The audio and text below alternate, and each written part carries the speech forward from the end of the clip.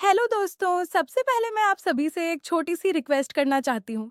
Video देखने के बाद अगर कहानी आपको पसंद आए तो चैनल को सब्सक्राइब ज़रूर कर लीजिएगा।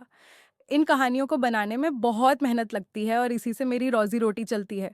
जो भी सब्सक्राइब करेगा मैं दिल से दुआ करती हूँ कि उसकी ज़िंदगी खुशहाल, सफल और सुकून भरी हो। अब चलिए मैं आपको अपनी कहानी सुनाती हूँ। मेरा नाम आरज़ू है, उम्र 24 साल।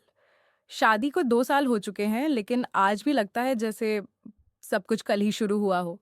मेरे पति अच्छे इंसान हैं, मेहनती हैं, लेकिन पिछले 1 साल से हमारे बीच वो अपनापन, वो नज़दीकियाँ नहीं रहीं जो पति-पत्नी के रिश्ते में होती हैं।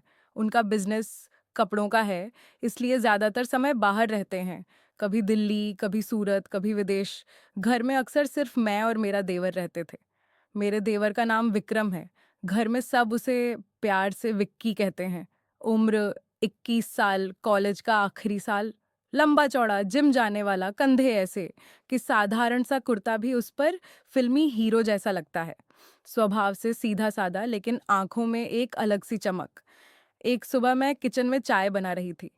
साड़ी का पल्लू संभालते हुए दूध चढ़ा रही थी कि अचानक विक्की पीछे से आया, फ्रिज से पानी की बोतल निकालने। वो इतना पास से गुजरा कि पल भर को उसकी छाती मेरी पीठ से छू गई। मैं चौंकी नहीं, बस हल्की सी मुस्कुराई। सुबह सुबह इतनी जल्दी कहाँ?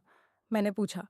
वो पानी पीते हुए बोला, भाभी, आज कॉलेज में प्रेजेंटेशन है, थोड़ा नर्वस हूँ। मैंने चाय का कप उसकी तरफ बढ़ाया।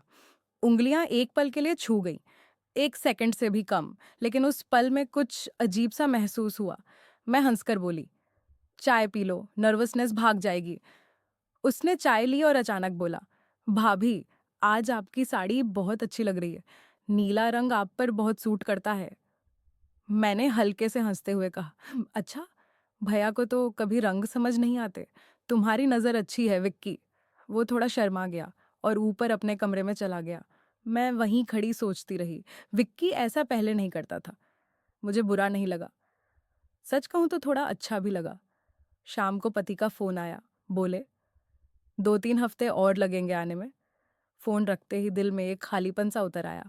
विक्की नीचे आया, टीवी ऑन किया और मेरे पास ही सोफे पर बैठ गया, थोड़ा ज्यादा पास। टीवी पर पुरानी फिल्म चल रही थी, नदी किनारे गाना। अचानक वो बोला, भाभी, आपको गाना आता है? थोड़ा बहुत, मैंने कहा।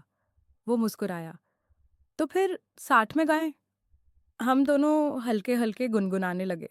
बीच में उसने कहा, आपकी आवाज बहुत मीठी है भाभी। फिर एक पल के लिए सब शांत हो गया।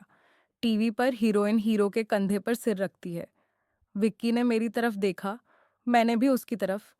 मैं पीछे टेक गई। साड़ी का पल्लू थोड़ा सरक गया। मैंने ठीक नहीं किया। विक्की की नज़र एक पल के लिए गई, फिर तुरंत टीवी पर लौट आई। रात को खाना खाकर मैं अपने कमरे में चली गई।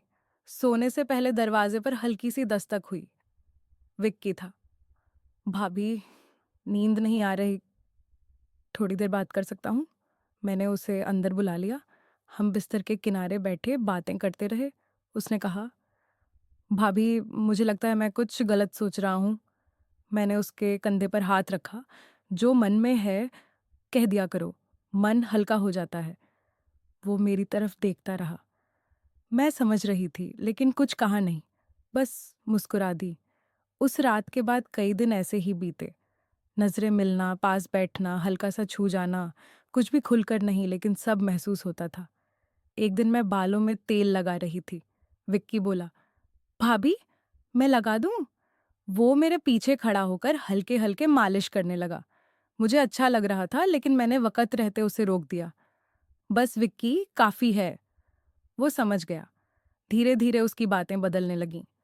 एक दिन बोला, भाभी, मुझे दिल्ली में नौकरी मिल गई है। मेरा दिल बैठ सा गया। जाने से एक दिन पहले वो मेरे कमरे में आया। बोला, मैं आपसे बहुत प्यार करता हूँ, लेकिन जानता हूँ ये रिश्ता क्या है। मेरी आंखें भर आईं। मैंने उसे गले लगाया। तुम मेरे छोटे भाई जैसे हो विक्की। कुछ रिश्ते हद में रहकर ही सबसे खूबसूरत होते हैं। हम देर तक वैसे ही रहे, बिना कोई गलती किए। विक्की चला गया। कुछ महीने बाद पति लौट आए। जिंदगी फिर सामान्य हो गई। आज भी विक्की कभी कभी आता है। हम हंसते हैं, बातें करते हैं, लेकिन हमारे बीच अब सिर्फ एक खामोश समझ है, एक ऐसा रिश्ता जो गलत हो सकता था, लेकिन हमने उसे खूबसूरत रहने दिया।